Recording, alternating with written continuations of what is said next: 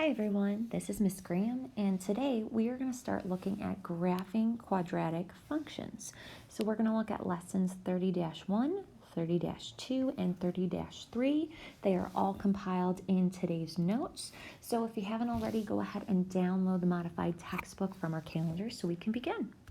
We have a couple of learning targets for today that we're going to break up over our lesson. So the first learning targets that we will be focusing on for lesson 30-1 are we're going to graph translations of a quadratic parent function, and we're going to identify and distinguish among transformations.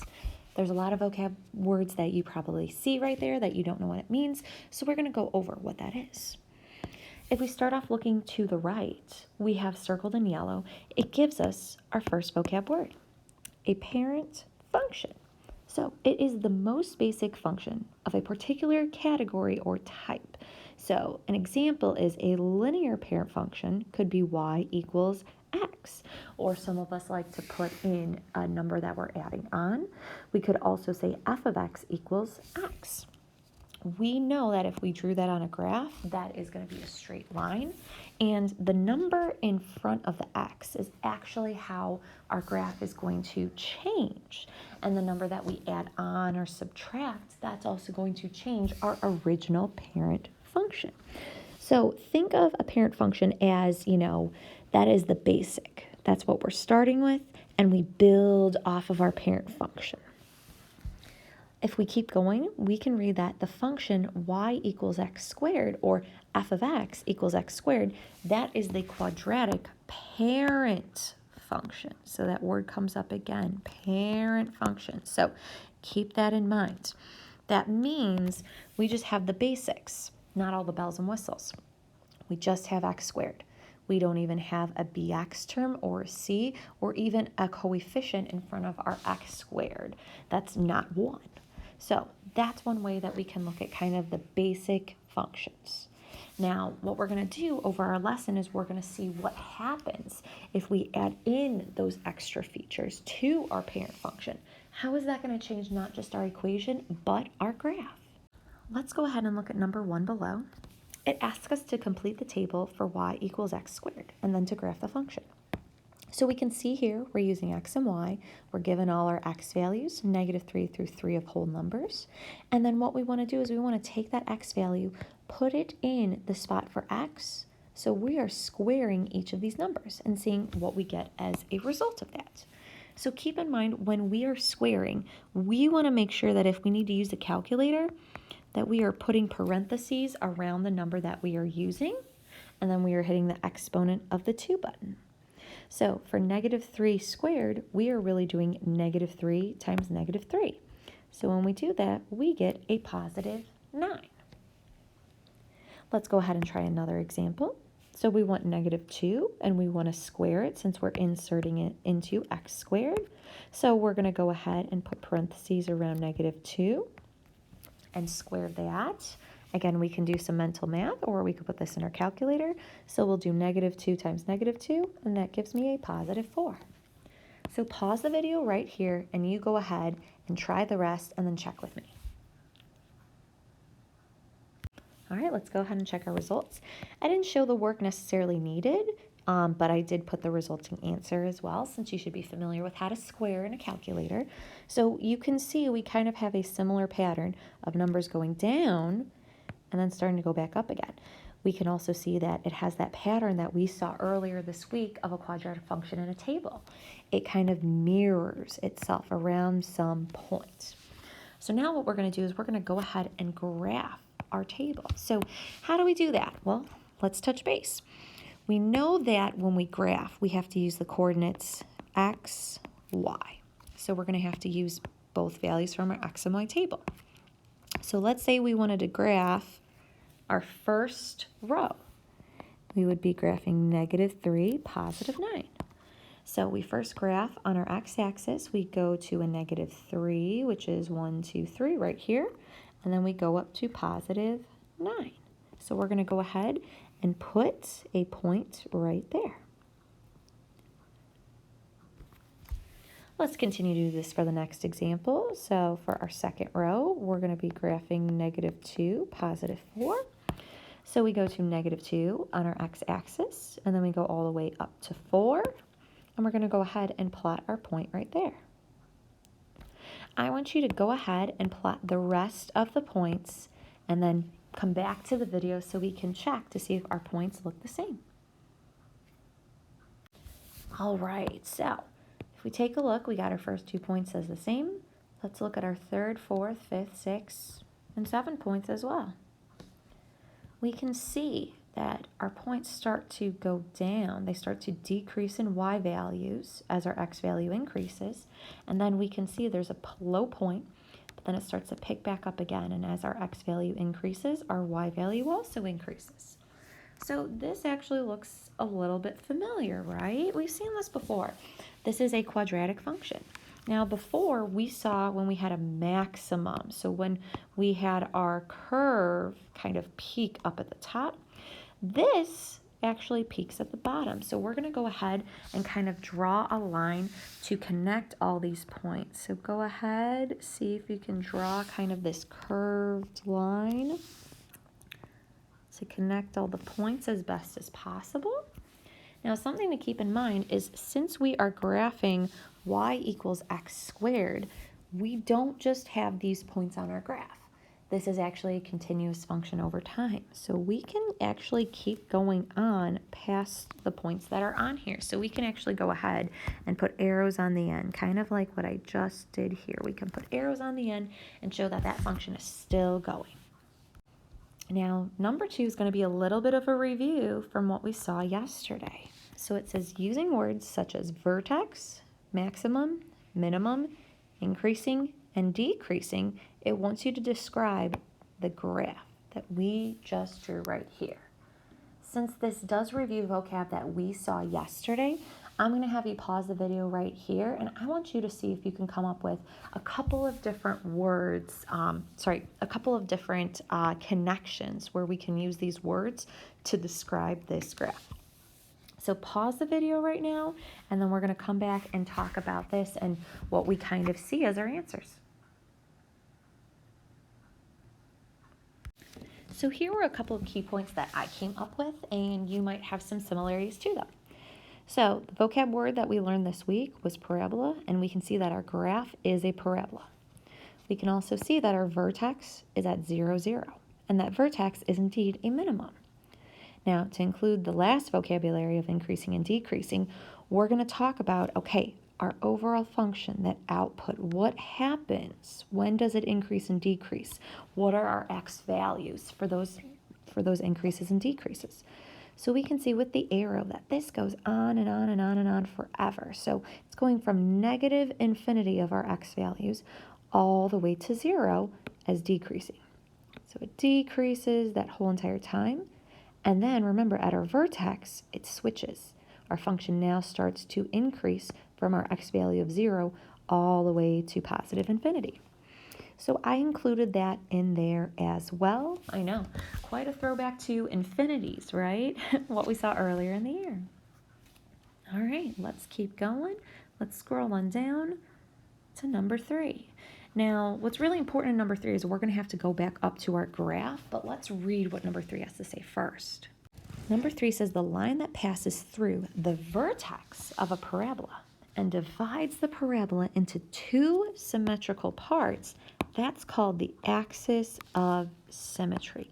So remember, axis is another word for line. So if you get a little confused by that. So let's go back up to our picture. All right, I'm going to go back up to our picture, and we're actually going to draw that line through our parabola. A lot of the times we used a dashed line to represent the axis of symmetry. It's kind of hard to see, I know, on the picture here, but sometimes it helps to kind of highlight that this is our axis of symmetry. So keep that in mind. Now what we're going to do is we're going to go back to the question. And since we pointed out our axis of symmetry and we actually already answered part A, we didn't even need to do it yet. It wanted us to draw the axis of symmetry for this graph as a dashed line on the graph. So that's pretty cool. We already got ahead and started to look at that. Now the second part is we have to write an equation for the axis of symmetry. that we drew above. So let's go back up to our picture. And let's remind ourselves that if we ever have any vertical lines, completely vertically drawn straight lines, we know that we could pick a point on here, any point on this line, and what's great is that the x value will always be 0. So let's say I chose this point, the coordinates are 0, 4. Let's say I chose this point, coordinates are 0, 7. Chose this point, coordinates 0, 10. Say I chose this point, coordinate 0, -1. So if we do that, we can see all the x values will be 0. So that's actually our equation of our line. X equals 0 because all x values on that line are 0. So vertical lines will always be in the form of x equals, and if we have horizontal lines, that's where we're going to have y equals. So let's go ahead and add this down to the bottom. So we can write out that it is x equals 0. Let's go ahead and go on to the next page of our notes. So here we are, we're on the second page. Let's go ahead and zoom on in. So what we're going to do for number 4, it asks us to complete the second and third columns of our table below and to leave the fourth column blank for now. So we're probably going to look at that in number 5. It tells us to use our results to explain why the function y equals x squared is not linear. So let's just take a look at this table and analyze it. So our first column here, they give us a whole bunch of x values similar to the ones we had before.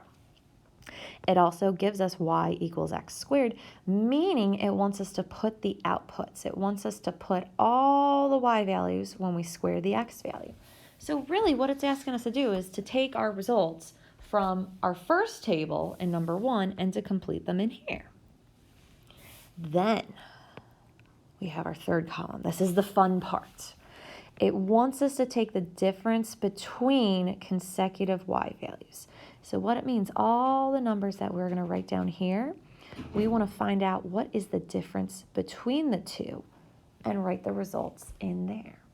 I know, you're probably thinking, wait, what a minute, this doesn't make sense, but no worries.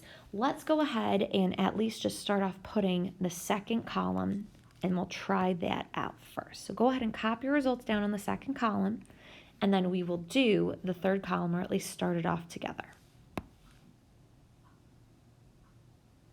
All right, so we have second column copied down from our previous table, and I'm going to go through the examples here. So what we're going to do is we want the difference between 9 and 4. We want to figure out what happens. How do I go from 9 to 4? Well, we end up subtracting 5. So I kind of like to group them together like that. And I know this is going to look a little funky because it's not really going to match up very well with the table. But you want to figure out that you're going down 5 between those two. So maybe something that we can do, and I'm kind of just doing this on the spot, is maybe we could kind of erase all the lines in this column to make some space for us. So go ahead and do that. We're going to make some space for us so we can visually see what is happening. So go ahead and erase those lines. So we've got a whole bunch of white space. All right, now that we have that down, let's go back to what we were looking at before. So we definitely want to make sure that we're looking at the second difference between, the first difference, getting ahead of myself. First difference, so how do I go from 9 to 4? Well, I subtract 5. I want to do the same from 4 to 1. How do I go from 4 to 1? Well, I subtract 3. How do I go from 1 to 0? I subtract 1. How do I go from 0 to 1? Well, I actually add 1. How do I go from 1 to 4? I actually add 3. And how would I go from 4 to 9? I add 5. So there's this kind of cool kind of relationship right here that we're noticing. Just like our parabola's y values, kind of goes down and comes up. For this, we can see that it continues going up, but it creates that reflection. So now, I know, it's kind of crazy, but what we're going to do is we're going to use our results to explain why this is not linear. So think back to the first differences. Think back to the pattern that we are trying to look for with linear. What do we want to notice about our first differences for a linear pattern?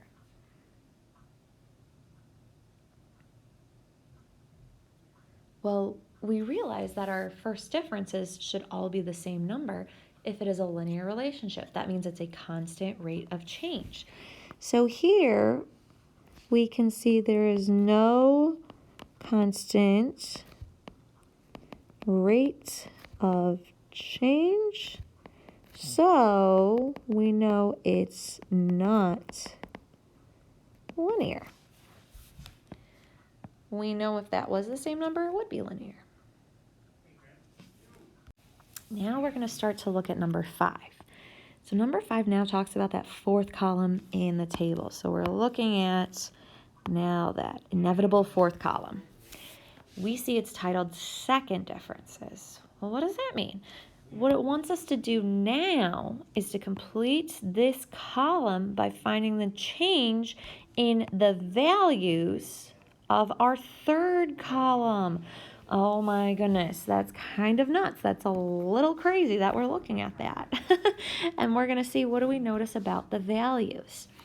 So here, we are going to end up taking our -5, and we're going to end up subtracting a -3. We're trying to figure out what happens, what result we get. So just like before, what I'm going to have you do in our fourth column is I'm going to have you kind of erase those lines in the column so we can have a little bit of an easier access in space to complete this. All right, looking good? So now we're going to start to compare. We're going to do -5 and we're going to subtract. Let me pull out my pen. We're going to subtract. Let's try one more time. There we go. Sorry, pen was a little loose. So we're going to do -5 and we're going to subtract our -3 to find that second difference. We're going to do the same throughout. So then we're going to take -3 and subtract the next value of -1. We're going to do -1 and subtract the next value of our +1. You don't have to put the positive sign, but I'm just going to put that there so you can see it. If we keep going, we have our +1, and then I'm going to subtract our +3. We're going to take our +3 and subtract our +5. And that's kind of where we're going to end up on. So I want you to go ahead and perform these calculations, and we're going to see what numbers result. So go ahead and pause the video here, and we're going to come back and check our results. So the cool thing that you will notice is that we actually get the same number every single time. These are all the same number.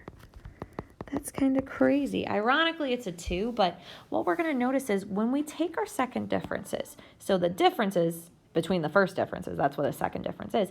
If it's the same number, that actually tells us it's a quadratic relationship.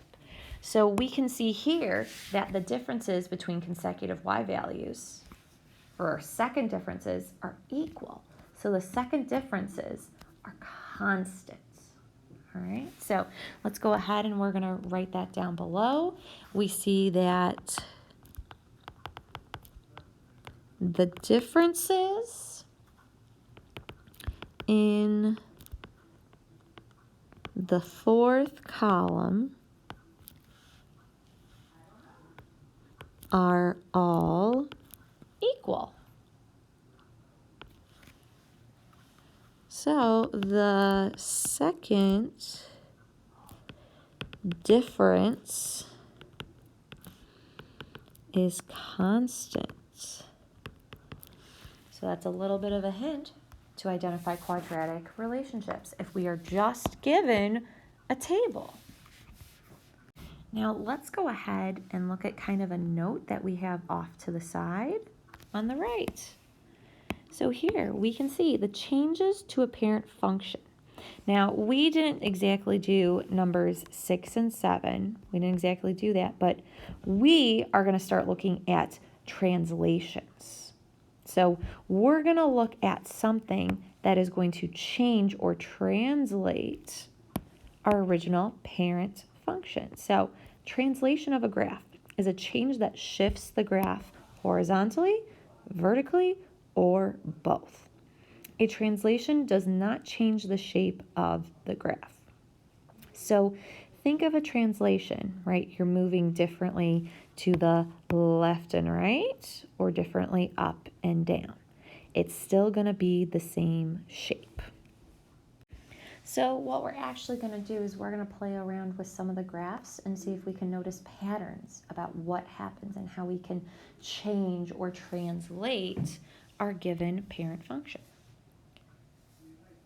So let's look at number 9. So it's going to look a little bit funky, but it's asking us, how does the value, let's say we use a number k. I know it's a letter, but let's say we have a number in the spot of k, and we have this following equation. G of x equals x squared plus k. So we're now seeing that we're adding something onto our generic equation, our parent function. And we want to see what technically happens. So when we use a parent function and our new function, we like to use different values, different letters for f and f of x. A lot of times we'll use g of x, h of x. We could use any letter, but I just want to distinguish that this is our parent function. So I'm going to write that down. That's our parent function.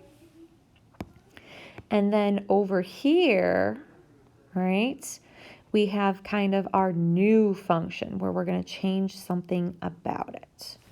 So we're actually going to have a reference of a Desmos graph to kind of play around and see what really happens when we maybe add a value or subtract a value to x squared. All right, so here's what I did. I went up and pulled the Desmos app, and I wanted to type in two relationships, an x squared as well as an x squared plus some results. So we can see the x squared is modeled by the red parabola. We can see the x squared plus 5. I just chose k as 5 randomly. I see that that's our blue parabola. So think about this. If we added on a number, k, think about how that changes. Well, what we can do is we can see it actually shifts our graph up. Even though it looks like it's smaller, it's just shifting our graph up. It's shifting our parabola up. It isn't making it smaller. Just think about how it slowly gets smaller and then widens out as we go on with our x values, as we go on with time. That's the same thing that's going to happen here. So we can see by adding a number, we are going to vertically shift up to whatever that number is. And that number's 5. Well, what if we subtract a number? Maybe we could see what happens there.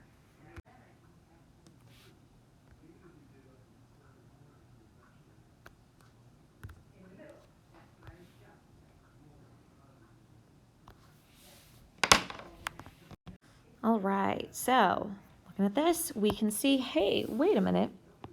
What if I subtracted a number instead? That's what I have modeled by my green parabola. We can see if I subtract a number, say 2, it actually shifts the parabola down. So whatever number I'm adding or subtracting on that k value, it is going to shift my parent function up and down. So how can we answer that? Well, we're going to say the parabola shifts up positive k units and down negative k units. So that means just depending on if it's adding or subtracting, that's what we're looking at. We know if k is being added or it's a positive number, it will shift up. If k is being subtracted or it's a negative number, it is being shifted down. We know the shape of the graph remains unchanged, so I definitely want to say that. The shape of the graph remains unchanged.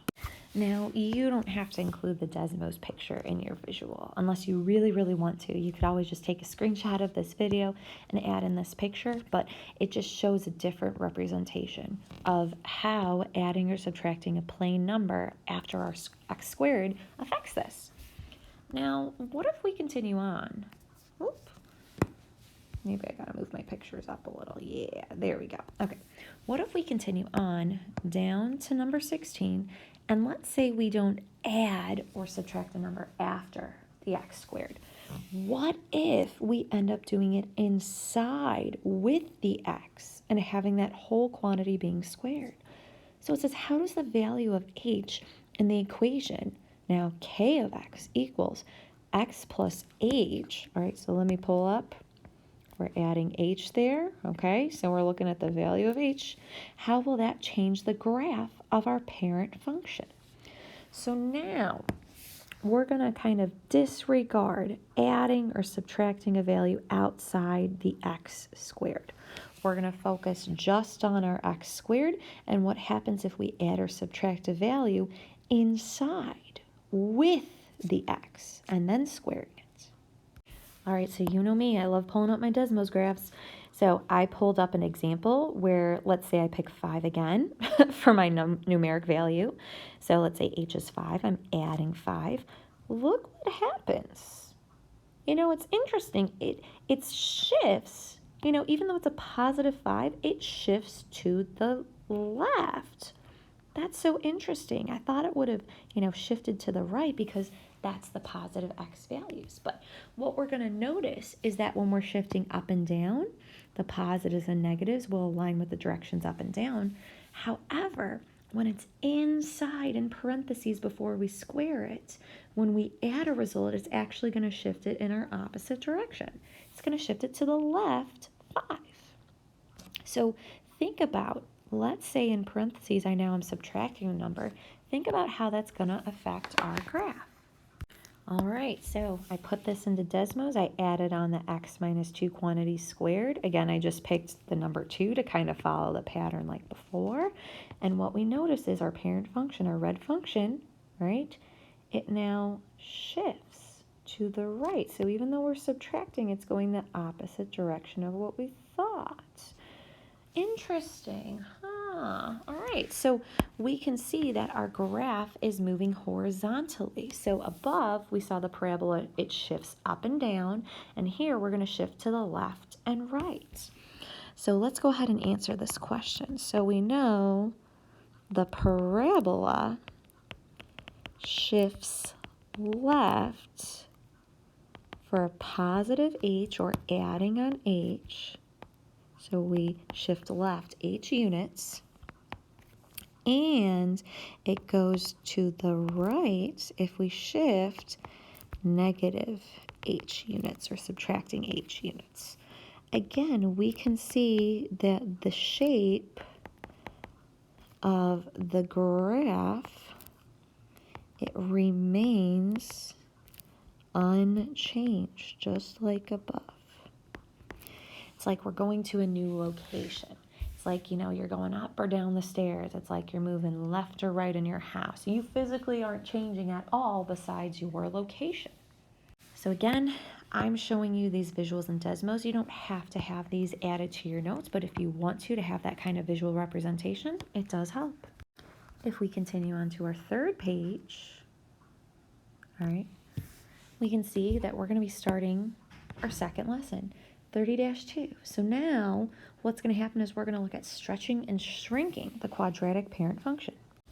So now let's go ahead and look at our learning targets. So now we're going to look at graphs of vertical stretches and shrinks of a quadratic parent function, and we're going to identify and distinguish among the transformations. So I know we're going to go a little out of order of the numbers. I'm going to have us actually start right underneath the learning targets, looking at number 6. So we're first going to start looking at vertical stretching and shrinking within linear functions, because applying that idea is going to help us with our quadratics. So below we have the graph of the parent linear function y equals x. So we know that's x plus 0, so that way our y-intercept is 0. So it wants us to graph the following function. So it wants us to go ahead and graph, let me pick a couple colors. It wants us to graph g of x equals 2x. Let me pick red. Yeah, that's going to be a little bit better. And then it wants us to graph h of x equals 1/2 x on that coordinate grid above. And it asks us how these graphs compare with the parent linear function.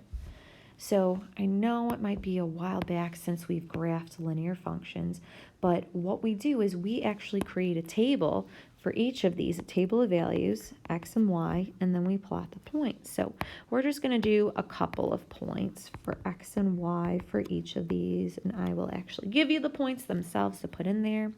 All right, so our x values, let's go ahead and pick -2, -1, 0, 1, and 2.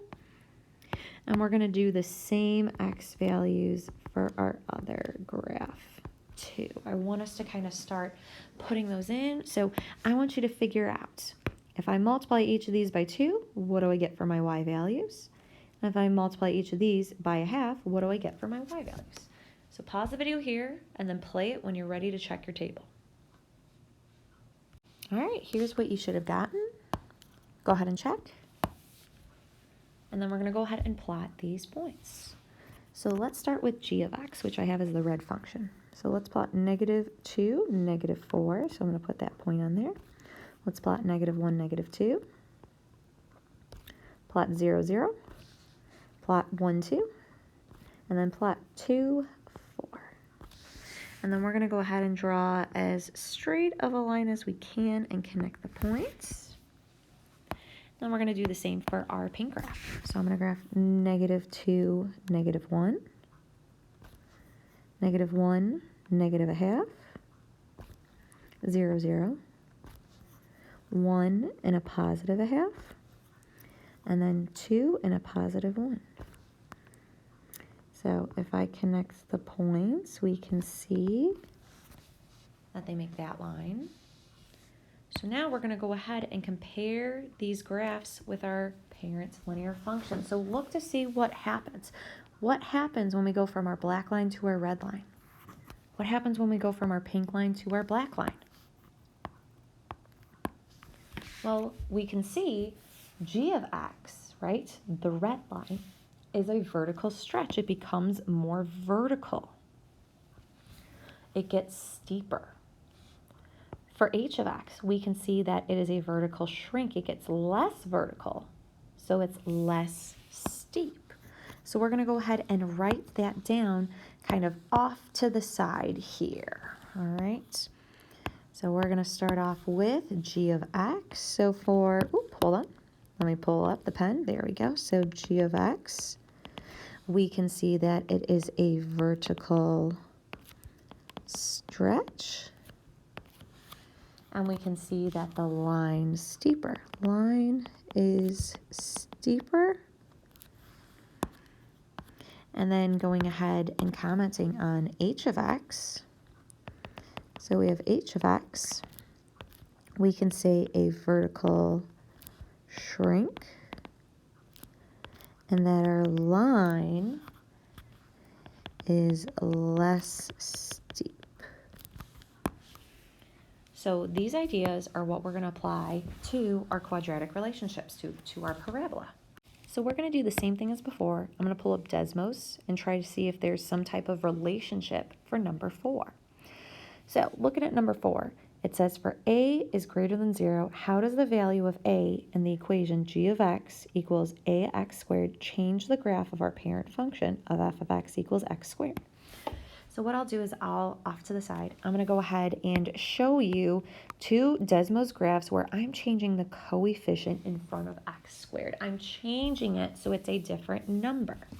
So I'm going to go ahead and pull up Desmos graphs, and we're going to compare and see what happens to the value of a. All right, we can see here I pulled up the graph x squared and 2x squared. So our parent function's in red, 2x squared is in blue, and we can see it kind of got more vertical, right? it looks like our line is steeper. Interesting. Well, maybe what happens if, not necessarily taking a negative in front of our x squared, but what if I made the number, bigger or smaller, right? So let's say I took a number that was bigger, like let's say I took 10x squared. Let's see what happens. Oh my goodness, I can now see that it is actually really, really steep. Holy cow. Wow, look at this. So 10x squared makes it even steeper. So as the number is increasing, that, as it's getting bigger than 1, our parabola gets steeper. So maybe, what do you think is going to happen if I try a smaller number? Like, let's say a number that's less than 1. Not a negative, but maybe, I don't know, a fraction. Maybe like 1/2. Let's go ahead and test it out. Whoa, look what happens when I put 1/2 in front of x squared. It actually kind of is less steep. Look at that. So our quadratic function, when we have a fraction, when we have a number that's less than 1, but that's not negative, we see that it gets steeper. But when our number increases more, when it's greater than 1, the graph is stretched vertically, and it's going to be by that factor. Interesting. So we have a lot of good things to comment on here. So let's write about this. So we're going to say, if a is greater than 1, then the parabola is stretched vertically by that factor. So whatever that number is. If we're going to say a is less than 1, but we're going to say greater than 0, okay, then we're going to say then the parabola is shrunk by that factor. So this is such an interesting pattern that we're noticing about what happens not only if we are moving our parabola up and down and left and right, but if we're actually stretching and shrinking it. It's kind of cool. Yeah. So I know we compiled all that information in one lesson together. So we're going to go ahead and jump to our next lesson below. Here, we're now going to be compiling multiple transformations within our quadratic parent function together. And we're also going to look at what happens if we do put a negative in front of x squared, because I know some of you are probably wondering that. So, learning targets right now, we're going to graph reflections of a quadratic parent function, identify and distinguish among transformations, and compare functions represented in different ways. So, if we go ahead and look at number 1, we have our quadratic parent function, f of x equals x squared. It's graphed below. We want to graph if we have a negative in front and see what happens to our coordinate plane. So instead of using Desmos, we're going to actually graph this by hand. So in order to do this, we're actually going to have to make a table of inputs for x and outputs for g of x, which means taking all of our values for x squared that we would get and making them negative. So we know if we picked the coordinate, let's say -2, we would square that to get 4, but then make it negative. So we would have -4. If I had -1, I squared that, and then I made it negative, it would still be -1. If I had 0, squared it, made it negative, it would still be 0. We can add a couple more points. If I had a +1, squared it and made it negative, it would be -1. If I had a +2, squared it and made it negative, it would be -4. So let's plot these points and see what is actually going to happen with our graph for g of x. So -2, -4 is going to look like that. -1, -1 is going to be there. We have 0, 0, +1, -1, and 2, -4. So if you connect those points together, you can kind of see that it looks like our original parent function is kind of flipped. It's reflected across our x-axis. So that's what we're going to see what happens whenever we have a negative in front of our x squared. we are going to actually reflect over the x-axis. That's pretty cool to see, right? What's really cool to look at is seeing that our equation of g of x is greatly affected by that negative. So let's go ahead and write in words for number 2. It says compare g of x and its graph of the parent function f of x. So we're going to say that when we compare it and its graph, we're going to say g of x is multiplied by -1. So that's looking at the equation. And then we could say the graph shows the parabola flips over the x-axis. And we could use the word reflection, but let's go ahead and just use the word flip for now.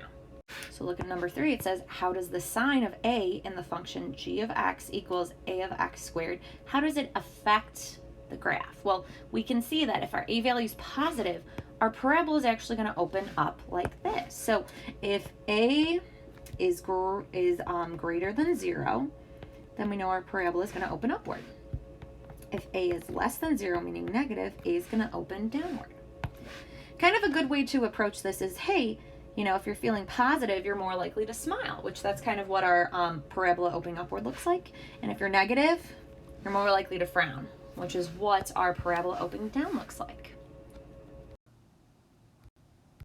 We are now on to our next page. All right, so 3 pages down, 2 left to go. All right, let's go ahead and look up in the right-hand corner where we kind of have outlined in this purple pentagon shape.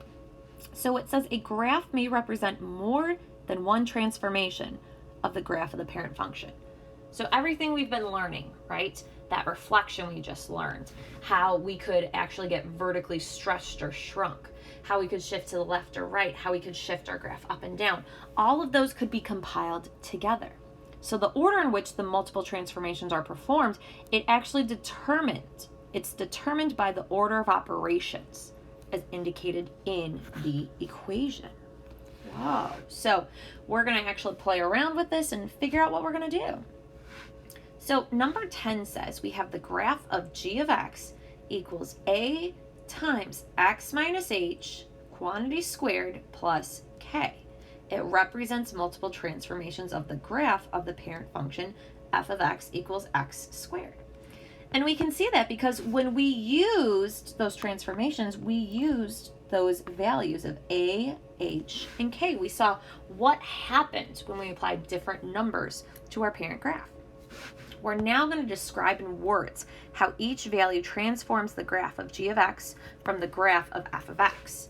So we're going to take everything we've just been learning about in this video all together, and we're really going to summarize it here. So that way we have a good idea of how we can put all of these ideas together. So let's start off with looking at k. So k is looking at how our graph goes up and down. It's our vertical translation. If k is positive, our graph will go up, and if k is negative, our graph will move down. So let's go ahead and write that out. So for k, it's representing a vertical translation. So k represents a vertical translation. And remember, translation just means it's moving to different locations, not changing the shape of our parabola. So k represents a vertical translation. We know that if k is positive, then we know we are going to move up. And if k is negative, we move down.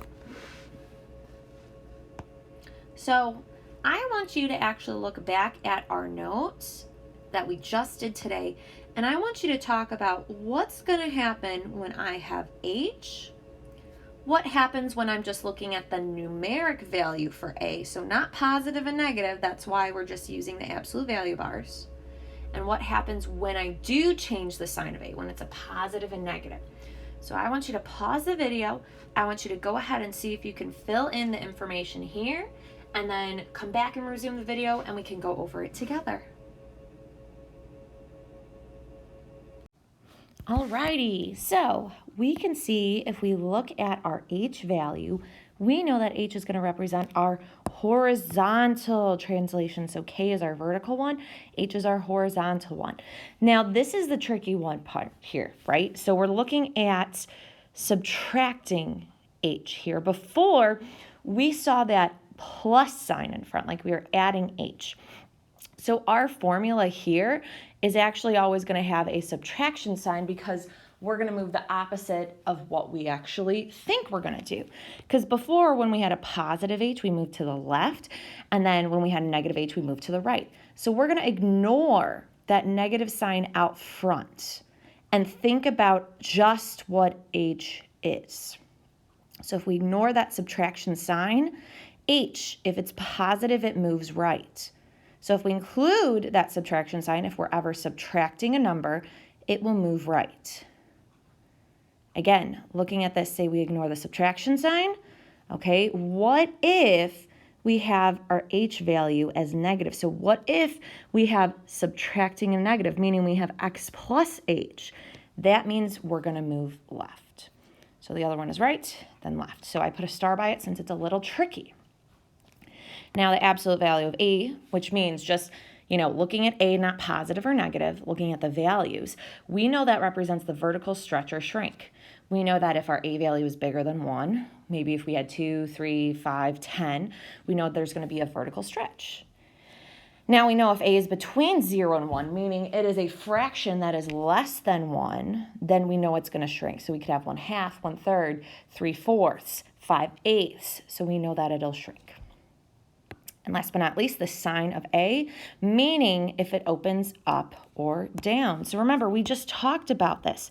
We know it's going to open up if A is positive, and we know it's going to open down if A is negative. Remember that smiley face, frowny face analogy.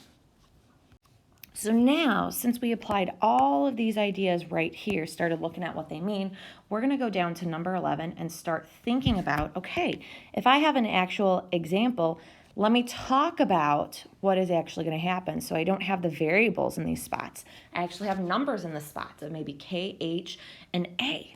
So let's take a look at 11. It says, examine the function r of x equals 2 times the quantity of x minus 4 squared plus 3.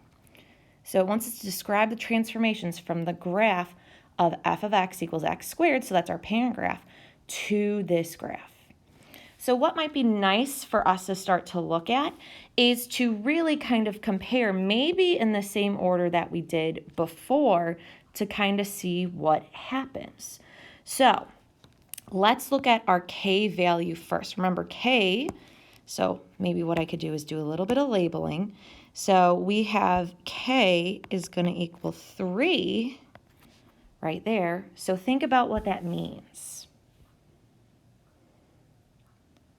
So we know if K is greater than 0, it's going to move up.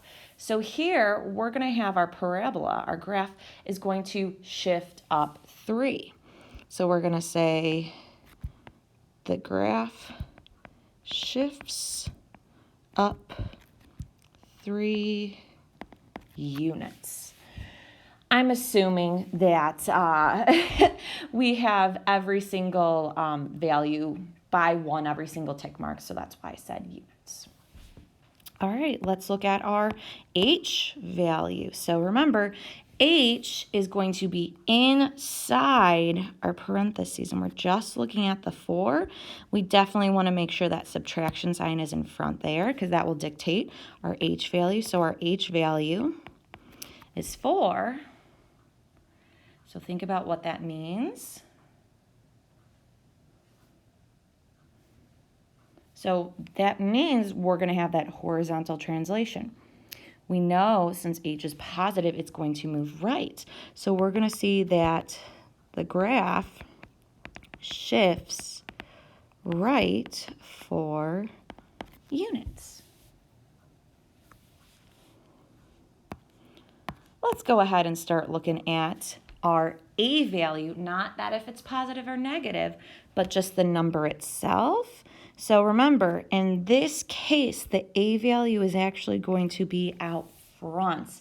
I know usually it's right next to the x squared, but remember, we are including that h value of 4 into our equation. So that's why it's actually out front, in front of that binomial being squared. So we're going to say our a value, or really the absolute value of a, is 2. So think about what that means. So we know that this represents our vertical stretching and shrinking.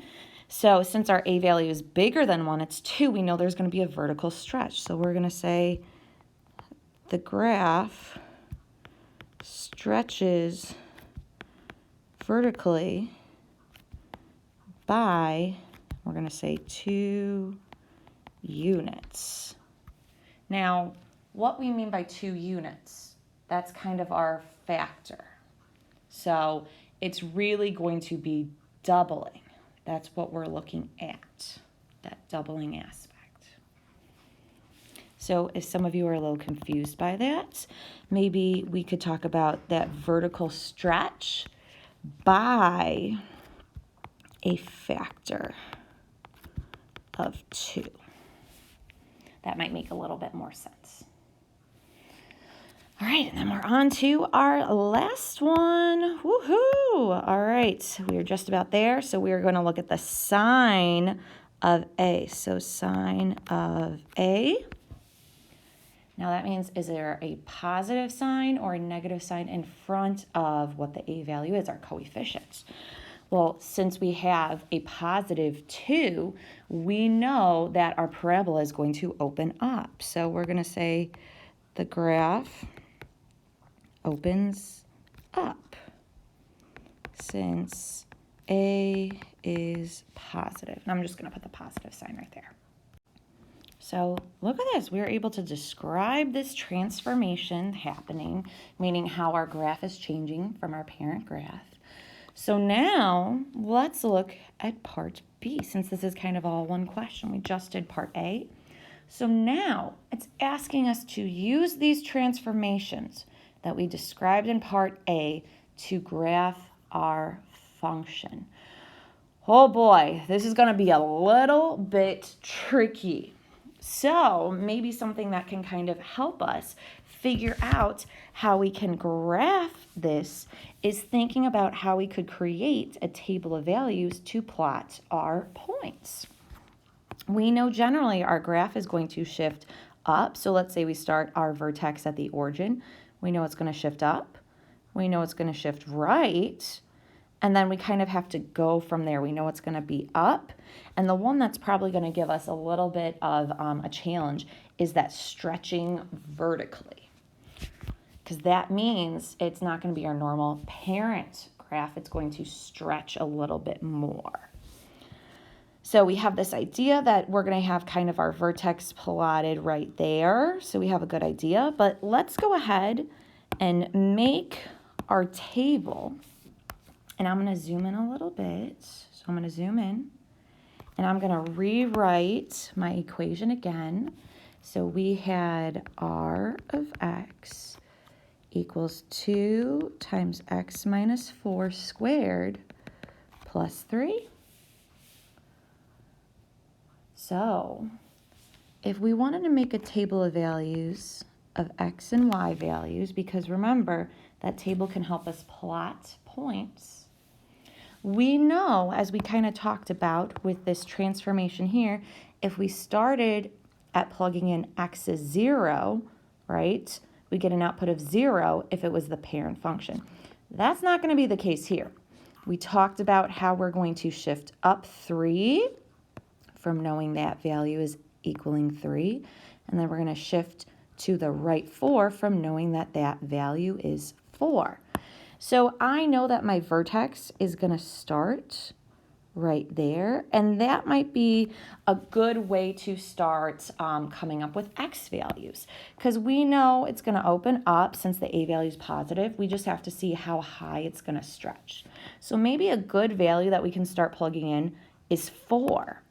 So 4 might be a good value to test out and make sure that we get a result of 3. So let's think about this, and I'm going to scoot over so I have a little bit of space. So let's say I wanted to plug in 4 for x. I want to see what result I get. So I would be doing 2 times 4 minus 4 squared plus 3. So we know 4 minus 4 is 0. 0 squared is 0. 2 times 0 is 0. So I'm really doing 0 plus 3, which we do see is going to get us 3. So we are at the correct coordinates for our vertex there. So now what we probably want to do next is come up with x values to the left and to the right of 4. So maybe we could test out 3 and 5. So I'm going to put those down as our x coordinates. And I want you to go ahead and perform the calculations. Maybe if you need to use your calculator, you can. But go ahead and perform them and see what you get. All right, so here's what I got as my results. I ended up getting 5 for both 3 and 5 as my x values. Because what happens is when we square, even a negative number becomes a positive. So we end up with negative 1 squared here, which equals 1. And we end up with 1 squared, which again equals 1. So that's how we got our same results. So let's go ahead and plot those 2 points. So let's plot 3, 5. All right, so I have 3, 5. And then let's plot 5, 5. And you know what, for kicks, let's do another point on each side. So let's put in the x value of 2 and 6, and then we'll stop there. I want you to go ahead and perform the calculations, see what you get for the outputs of 2 and 6. All right, so looking at my results, I actually ended up getting 11 for both of them, which is a little bit off our graph, but that's okay. So we're just going to plot a little bit higher than what we did before. I know, right? So look at our parabola now. Let's try connecting it as well and maybe putting teeny tiny arrows at the top since it does still keep going on and on and on. So we can see that that's what happens when we perform these transformations. Our original parent function looked like this, kind of that sketch around the origin, and we can see how that changed and transforms. Now, do you always have to use a table? Not necessarily, but I think it's really good to kind of practice graphing by hand after we shift over our vertex to see what would be a good starting point, and then picking x values on the left and right sides of it. So let's go ahead and use this graph. I'm going to move some of these pieces over a little bit. Maybe I'll zoom out. That might be a little bit better. There we go. So we're going to use this graph and maybe our table to identify our vertex and axis of symmetry for our parabola. So we're going to do that right here. So I want you to see if you can remember, okay, what's vertex again? What does that mean? And let's see if you can find it and write down the coordinates of it.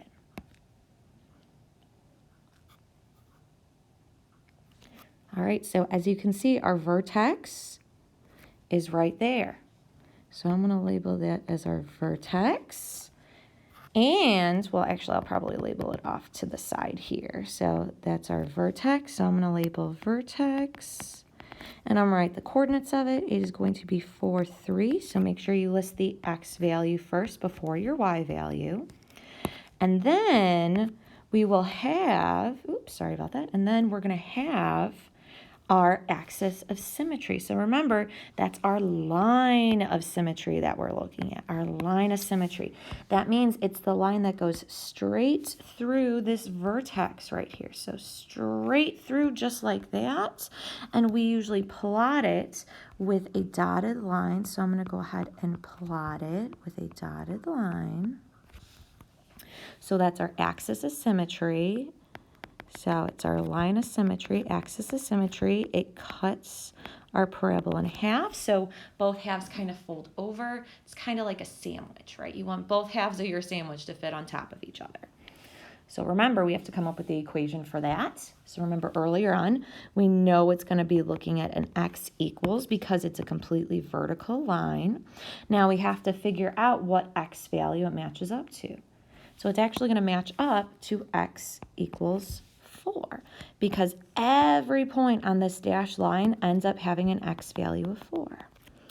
So I'm going to go ahead and label that, and maybe I will also label my vertex on my graph too.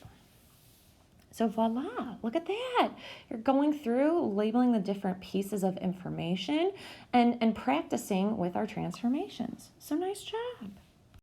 Now, on to number 12. So number 12 tells us the vertex of the graph of f of x equals x squared, so our parent graph is 0, 0. We kind of talked about that. We talked about how we start at 0, 0, and we have that shift from this transformation there to where our new vertex is. So now it's asking us to describe how transformations can be used to determine the vertex of the graph g of x equals a times x minus h squared plus k without graphing. So what I'm asking you to do is kind of to use this information that we had up here and how we determined how we could come up with our vertex. So go ahead, pause the video right now, think about how you would approach this, write something down, and then we'll come back together and talk about it. All right, so above we saw that we kind of use this k value and this h value to determine how our parabola would shift. We talked about how it would move 3 units up and 4 units to the right. I could have also done it in the other order, 4 units to the right and then 3 units up. So our new coordinate of our vertex was 4, 3. So do you notice a pattern with how we see that in our equation? Those numbers do fit our pattern of our vertex. So here's what we're going to go ahead and write down. We know that h is the horizontal shift. So h is, horizontal. And k is our vertical shift. So the vertex is going to move from 0, 0 to hk. So here's what we're going to say. We're going to say we start at 0, 0 and have a horizontal shift h units and a vertical shift of k units. Therefore, we're going to take 0, 0, and what we'll do is we are going to add on our h value, and we're going to add on our k value to 0, 0. So we end up with h and k, that point, as our new vertex. So that's what we had up here. Remember, h value is 4, not negative 4. Remember, that's part of the equation. So it's 4 and 3. So that matches our vertex. So that's pretty cool to kind of understand the pattern of looking at this equation and what's going to result from that, how we can identify that vertex. So let's practice. We're going to be given a new equation, and it wants us to identify the vertex of our graph for this equation. So y equals 3 times x minus 4 squared plus 7. So I want you to practice identifying the vertex. So I want you to write it in point form. Go ahead and pause the video, and then we'll check back to see if you got the right answer. All right, hopefully you're able to identify the pattern that we are looking at 4 and 7. And we also know that that subtraction sign is there. So we have a positive 4 and a positive 7. So that means our new vertex is going to shift to the right 4 units. So it will be 4. It's going to shift up 7. So that's why our y value, our output, is 7. Now, maybe what we can do is try one more example. All right, I'm going to make it a little bit tougher. So let's say I wanted to add on a part C here. All right, so I want you to identify the vertex. Ooh, let's try that again. Identify the vertex of, and I'm going to give you f of x equals negative 1/2 times x plus 1 squared minus 5. So I want you to go ahead and identify the vertex from this given equation.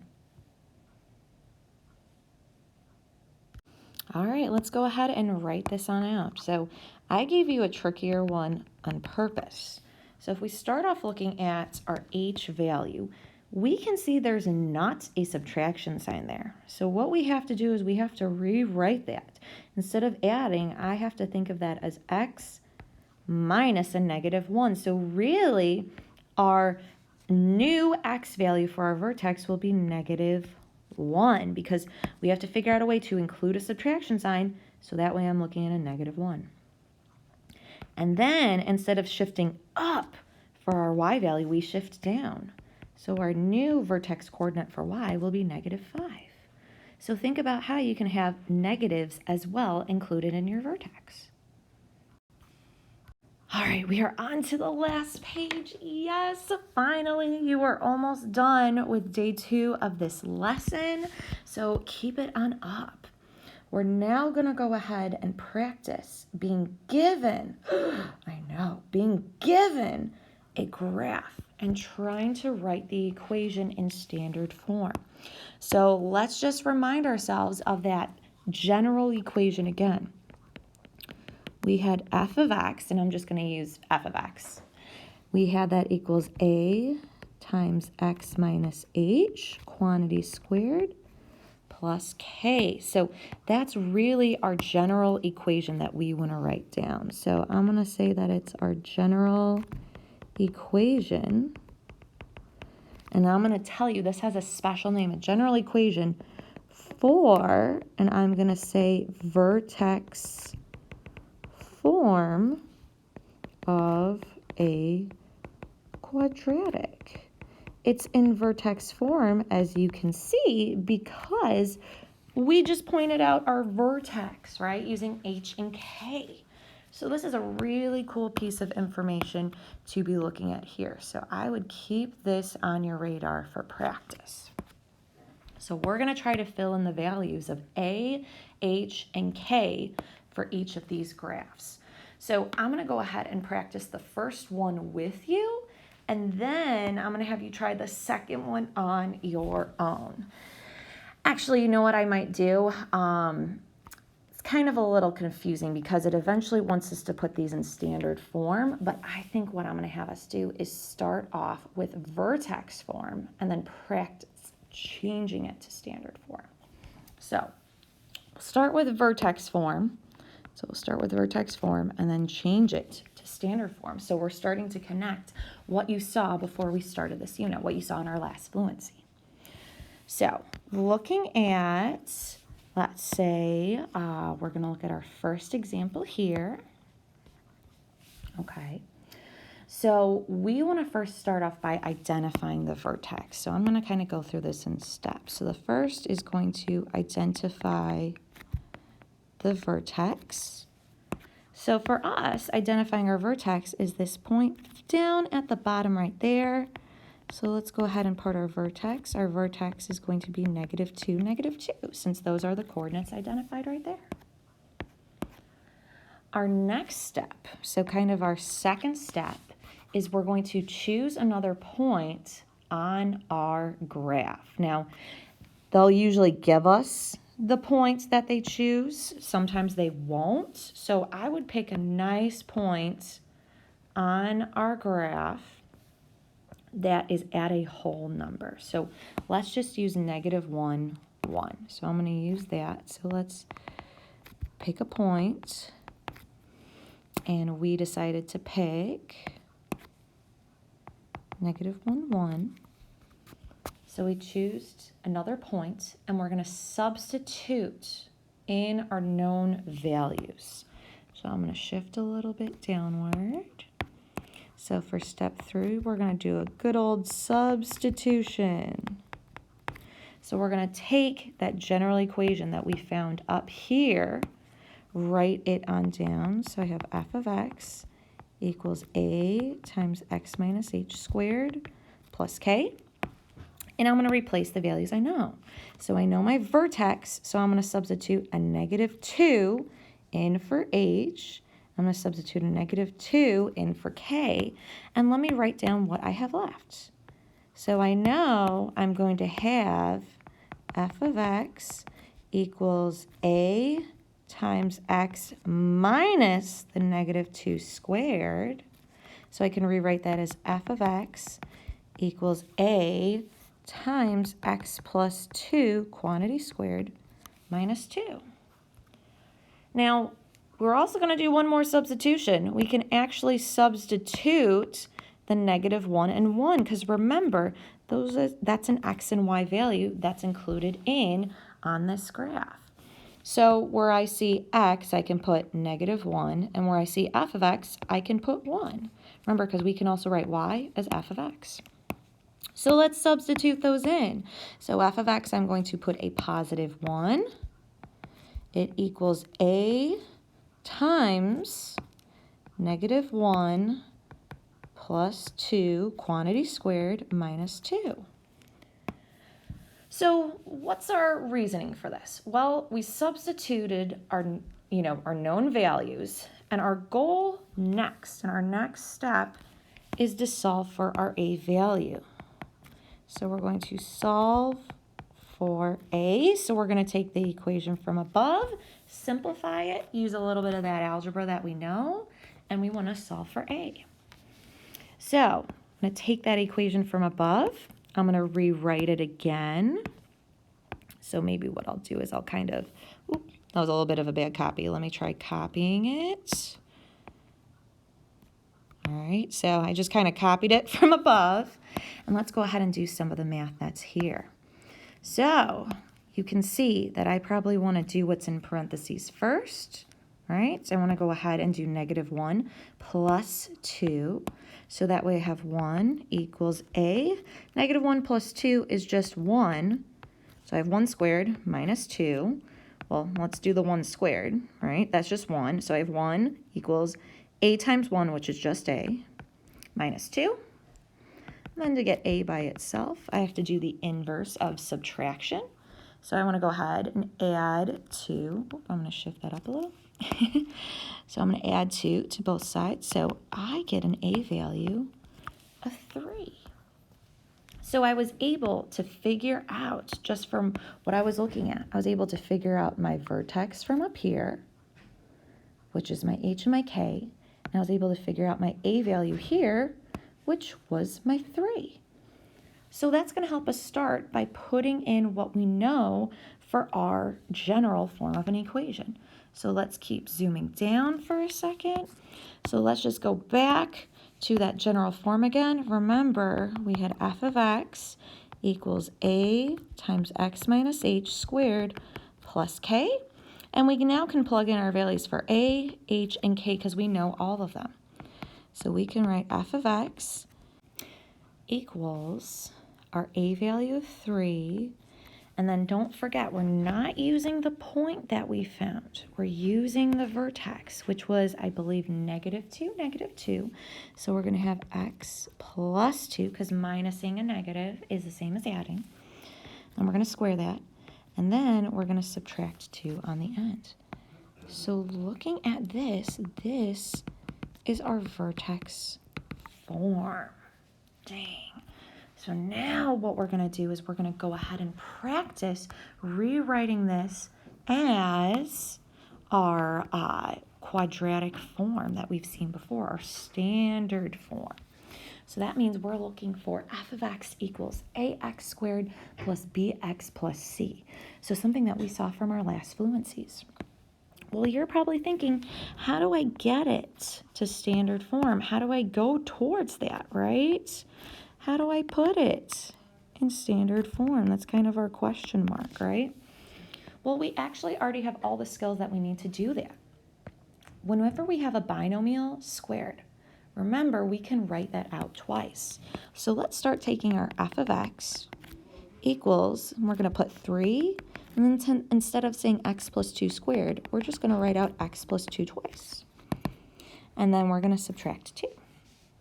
So my goal is that I'm actually going to rewrite this x plus 2 times x plus 2, I'm going to use that distributive property to help me come up with how I can rewrite that. So that's the distributive property. So something we saw earlier in the year. We're going to go ahead and do that. So think about how I could set up and multiply those results.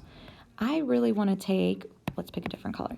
I really want to take my x and my positive 2, and I want to rewrite those separately. And then what I'm going to do is I'm going to give that second parentheses of x plus 2 to each of those. And that's how I'm going to use my distributive property. I'm going to distribute and multiply those out. So that way I get x times x is x squared. 2x times x is plus 2x. 2 times x is plus 2x. And then 2 times 2 is a positive 4. Here I can combine like terms, so that way I can rewrite those two binomials as x squared plus 4x plus 4. And then I'm going to substitute that back into this equation up here because I'm going to want to take this and multiply it by 3, and then I'm going to subtract it by 2. Now, for space, I kind of moved this off to the side up here. Let's go ahead and take this and rewrite it now. So that way we have f of x equals, it's going to be 3 times the quantity of x squared plus 4x plus 4. All right, so we got that set up. That's looking good. We close that parentheses, and then we're going to go ahead and subtract our 2. So again, we're going to distribute that 3 to each piece. So we have f of x equals 3x squared plus 12x plus 12 minus 2. Then we can do one last combined like term. So I have f of x equals 3x squared plus 12x plus 10. And lo and behold, that is our standard form. Whew, and we're done with that problem. All right, now I know this is going to be the tricky part, but I'm going to have you now go ahead and do this for the second graph, right? So the second graph all the way up here, we're going to have you do it for this one. All right, so I'm going to have you go ahead, test that out. I'm going to clear some room here and give us a little bit of space. Pause the video, and then once you're ready to go over this, we'll look at it together. All right, and we are back. So as you can see, I kind of went through my steps of finding our vertex, choosing your point. Again, it's your choice because they didn't give us one, but I would recommend, a whole number. So I picked -1, 4. Again, you could have picked a different one, but when we substitute these values in to our generic vertex form equation to solve for A, we should still all get 1/2 equal to A. You could also put 0.5.